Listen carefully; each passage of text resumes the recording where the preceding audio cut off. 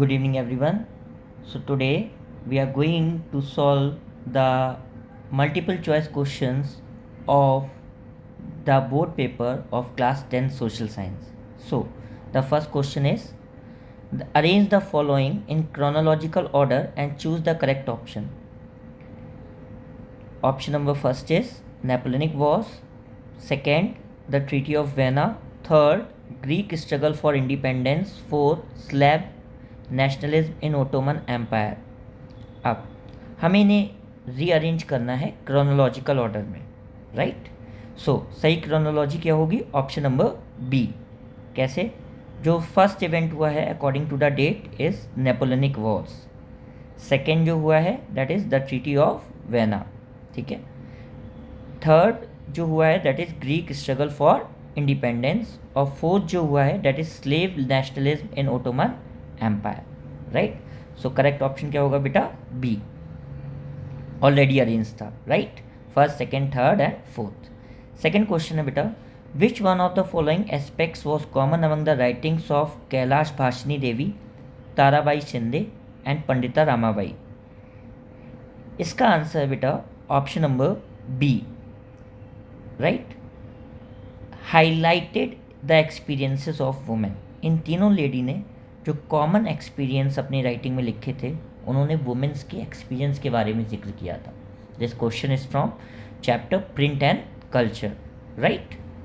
Now third question है बेटा, there were 3 important developments that greatly shrank the pre modern world, identify the incorrect one from the following options. 3 development हुए थे जिसकी वजह से जो बेटा प्री मॉडर्न वर्ल्ड था वो श्रैंक हो गया था। श्रैंक का मतलब छोटा हो जाना, राइट। ऑप्शंस हैं A the flow of trade, B the flow of labour, C the flow of capital, D the flow of technology. अब क्योंकि प्री मॉडर्न वर्ल्ड में इतनी टेक्नोलॉजी नहीं थी, ट्रेड थी, लेबर थी, कैपिटल था, राइट। तो आंसर क्या होगा? The flow of technology, right. Now question number fourth, who among the following improve the steam engine? ठीक है, ये ऑल्दो हमारे सिलेबस से अब डिलीटेड है because chapter number 4 is not being examined in the board exam, तब भी हम कर लेते हैं। इसका आंसर है बेटा James Watt, A. Question number fifth, which one of the following is an example of ferrous metals? ठीक है, ये हमारा क्वेश्चन है mineral and energy resources chapter से, राइट, ज्योग्राफी के। तो ऑप्शन है बेटा कॉपर, ए, बी टिन, सी बॉक्साइट, डी निकल। तो इसमें से फेरस मेटल कौन सा है? Nickel. Sixth, match the column first with column B and choose the correct option. Means हमें ऑप्शंस दिए हैं यहाँ पे कॉलम 1 कॉलम 2 में, और हमें इन्हें मैचिंग करनी है और करेक्ट ऑप्शन रिकॉग्नाइज करना है, ठीक है। अब इसमें से बायोलॉजिकल कौन सा है? बायोलॉजिकल होगा wild life because it has life. Renewable energy क्या होती है? हम सब जानते हैं, that can be renewed again and again, as simple as that solar energy. Non renewable क्या है? जो एक बार ख़त्म हो गई वो दोबारा वापस नहीं आएगी, दैट इज़ कोल। तो ऑप्शंस क्या होंगे? फर्स्ट का सेकेंड, सेकेंड का थर्ड और थर्ड का first, that is option number C. Seventh बेटा, which of the following is correctly matched? Soil दी है और उसकी कैरेक्टरिस्टिक्स लिखी है। Alluvial soil consist of sand and silt, yes. Black soil salt content is high, नहीं। Arid soil diffusion of iron in crystalline, इसमें नहीं होता है। Laterite soil made up of lava flows, no, it is incorrect. So the answer is A. Alluvial soil consists of sand and silt. Question number 8 है बेटा, which of the following countries had better rank in Human Development Index? जो नीचे countries mention है इसमें सबसे अच्छी rank human development index में किसकी है? A Afghanistan, B Myanmar, C India, D Nepal. इन चारों में the answer is India, C, right. Next है बेटा question number 9, which one of the following sectors contribute highest in the GDP of India? कौन सा सेक्टर हाईएस्ट कॉन्ट्रीब्यूशन देता है हमारी जीडीपी में? A primary, B secondary, C tertiary, D quaternary. Option is C, tertiary sector, right. 10th है बेटा, why did the Indian government liberalise trade regulations in 1991? Option A, government wanted foreign exchange equivalent to Indian currency. Option B, government wanted to maintain good relations with western countries. Option C, government wanted Indian producers to compete in the world market. Option D, government wanted to provide socio-economic justice to all. Option number A, B, D नहीं है. That is the correct answer is option number C, because government wanted Indian producers to compete with the world market so that they can improve their quality as well as their pricing of the product, right? 11th beta, read the following statement about Human Development Index and choose the correct option. Point number 1 है, it is the composite index prepared by United Nations development programme. Point number 2, parameters to measure it are longevity, literacy and per capita income. Point number 3 is countries are ranked according to the developed and low developing countries. Point number 4 है, World Bank also prepares report of human development on the basis of quality of life, right. अब इसमें सिर्फ first और second statement सही हैं और last की third और fourth statement is wrong about the human development, right? So the option number is A, first and second. 12 question है बेटा, read the following data and answer the following question. ठीक है, अब इसमें हमें स्टेज दिए हैं, infant mortality rate, literacy rate और नेट अटेंडेंस रेशियो दिया है. How much is the net absence ratio of Haryana. देखिए, दिमाग लगाइएगा, इसमें एब्सेंस रेशियो पूछ रहे हैं, अटेंडेंस रेशियो नहीं पूछ रहे हैं. एब्सेंस रेशियो कैसे निकलेगा, जब बता रहे हैं नेट अटेंडेंस रेशियो 100 पर पर्सन दिया गया है, पर 100% दिया गया है, तो हमें ऑब्वियस सी बात है, हरियाणा का कितना है 61, तो हम 100 में से 61 माइनस कर देंगे, the answer will be 39, correct. So this is the option number A. Question number 13 बेटा, which one of the following is a developmental goal of the factory workers. Factory workers का क्या डेवलपमेंटल गोल होगा इसमें से, better wages, better technology, more hours of work, more labour work. The answer is simple, better wages. कोई भी factory में या job पे वर्क करता है, उनका जो मेन डेवलपमेंटल गोल होता है is to earn maximum salary, right. 14, which one of the following is correctly match. Sectors दिए हैं और सेक्टर्स में वर्क्स दिए हैं. अब हमें पहचानना है कौन से सेक्टर में कौन सा वर्क आता है. प्राइमरी सेक्टर में फ्लावर कल्टीवेटर सही है. सेकेंडरी सेक्टर में मिल्क वेंडर नहीं होगा क्योंकि ये प्राइमरी सेक्टर का है. टर्सरी सेक्टर में फिशरमैन, ये भी नहीं होगा क्योंकि it is again in the primary sector.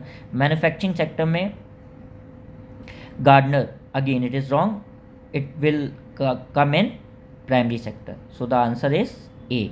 A is correct because flower cultivator comes in the primary sector, right. Question number 15 बेटा, consider the following statements of on power sharing and choose the correct option. First है, majoritarianism is the real spirit of democracy. Second है, it creates balance and harmony in different groups. Third, it reduces the possibility of conflict among social groups. Fourth, power sharing is the essence of democracy, right. अब इसमें से हमें power sharing का correct options बताने हैं. अब majoritarianism तो real spirit of democracy कैसे भी नहीं हो सकता, क्योंकि मेजोरिटेरियनिज्म में तो हम एक तरीके से डिक्टेटरशिप लाने की कोशिश करते हैं.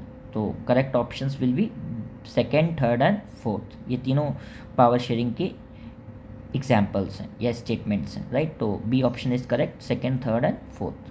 क्वेश्चन नंबर 16 है बेटा, two statements are given below, assertion and reason. Read the statement and choose the correct option. Assertion है, Sri Lanka adopted Tamil as the official language of the state. ठीक है, ये गलत है क्योंकि श्रीलंका की ऑफिशियल लैंग्वेज क्या थी, सिनाला. रीज़न है, the government of Sri Lanka adopted a series of majoritarian measures. ये तो सही है क्योंकि जब सिनाला की गवर्नमेंट बनी थी तो कई सारे मेजोरिटेरियन मेजर्स अपनाए थे सिनाला को प्रमोट करने के लिए और तमिल को हटाने के लिए या तमिल लैंग्वेज को प्रमोट ना करने के लिए, राइट. तो D is the correct option, A is false and R is true, right. हमें फिर मैच करना है प्रॉपरली कॉलम ए को कॉलम बी से. बैंक्स किसके लिस्ट में आएंगे, banks is a subject of union list, right. Next, agriculture, right. Agriculture will come in state list. Education is a subject in which both center and union government can make the laws, that is first concurrent list. Computer, जो subjects बच गए जो नई century के हैं will come under residuary subjects. It means the option will be C, 2, 3, first and 4. 18 question है बेटा, identify the administrative level of Indian government with the help of information given in the box and choose the correct option. Power shared between central to local government. The state government are required to share some powers and revenue with them. It is called a third tier या 3 tier government. A, dictator dictatorial system, B unity federal system, C decentralized system, D is imperialistic system. The answer is C, decentralization कहते हैं। जब powers share होती हैं central से local government में, और state government भी अपनी पावर शेयर करती है और रेवेन्यू शेयर करती है विद द लोकल गवर्नमेंट, और इसे थर्ड टायर कहते हैं। तो इंडिया में इस तरीके की गवर्नमेंट है जिसे हम पंचायती राज म्यूनिसिपैलिटीज़ या म्यूनिसिपल कॉर्पोरेशंस कहते हैं, राइट। क्वेश्चन नंबर 19 है बेटा, which one of the following countries has two party system? China, Russia, America, India. The answer is C, America, because यहाँ पे टू पार्टीज एग्जिस्ट करती हैं स्टार्टिंग से। अदर कंट्री अगर आपको कोई बताऊँ मैं तो Britain is also a two party system. Which type, last question है बेटा, which type of government is likely to be more acceptable to the people in the world? कौन सी गवर्नमेंट बहुत ज़्यादा एक्सेप्टेबल होती है लोगों को? That is a democratic government, right. So I hope that you all must have understood these 20 MCQs that I have explained. For more such content, please like, share and subscribe my channel. Have a good day everyone.